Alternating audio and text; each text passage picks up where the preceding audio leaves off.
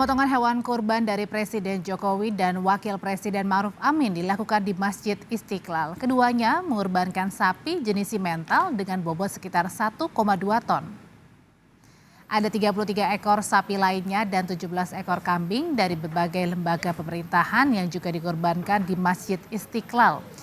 Sebanyak 5 hingga 6 ekor sapi kurban telah didistribusikan ke pesantren-pesantren serta sejumlah masjid dan masyarakat sekitar. Sebelum melakukan penyembelihan, pengelola Masjid Istiqlal telah mempersiapkan rumah potong hewan dan mengecek kesehatan masing-masing hewan kurban terlebih dahulu. Mengetahui kegiatan pemotongan hewan kurban di Masjid Istiqlal, kita terhubung dengan jurnalis Kompas TV, Asri Gunawan. Asri, jadi berapa hewan kurban yang dipotong di Masjid Istiqlal hari ini? Ya, Audrey dan juga saudara, jumlah hewan kurban yang ada di Masjid Istiqlal pada hari ini, totalnya untuk sapi ada 35 ekor sapi, kemudian juga ada 17 ekor kambing yang ada di Masjid Istiqlal pada hari ini, kemudian juga ini diantaranya adalah 1 ekor sapi yang berasal atau diberikan oleh Presiden Joko Widodo dengan jenis simental dan dengan bobot 1,2 ton. Kemudian juga ada lagi 1 ekor sapi yang diberikan oleh Wakil Presiden Republik Indonesia Ma'ruf Amin dengan jenis simental dan juga bobotnya yaitu sekitar 1,1 ton.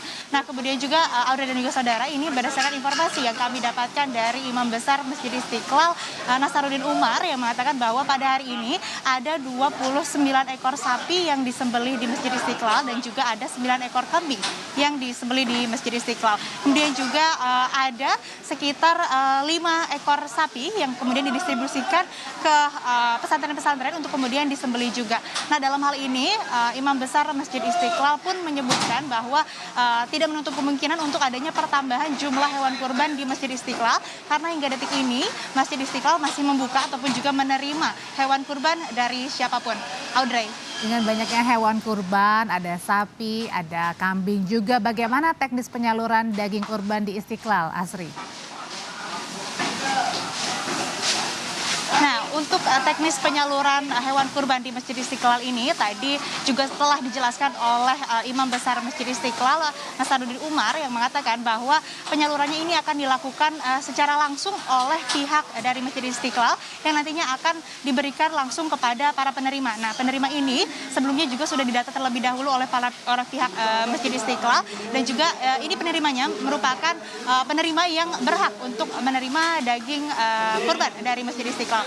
Sehingga dalam hal ini tidak ada sistem kupon ataupun juga tidak ada masyarakat yang berdatangan ke Masjid Istiqlal secara langsung untuk mendapatkan daging kurban karena pendistribusiannya akan disalurkan langsung oleh pihak Masjid Istiqlal ke lokasi penerima. Hal ini dilakukan sehubungan dengan juga pandemi COVID-19 yang masih belum usai sampai sekarang dan ini juga merupakan upaya untuk mencegah ataupun juga memutus penyebaran virus COVID-19 di Indonesia. Kemudian juga sebagai informasi Audrey dan juga saudara bahwa proses penyembelihan atau juga pemotongan sapi ataupun kambing kurban di Masjid Istiqlal ini telah memenuhi standar dan dilakukan juga dengan secara steril.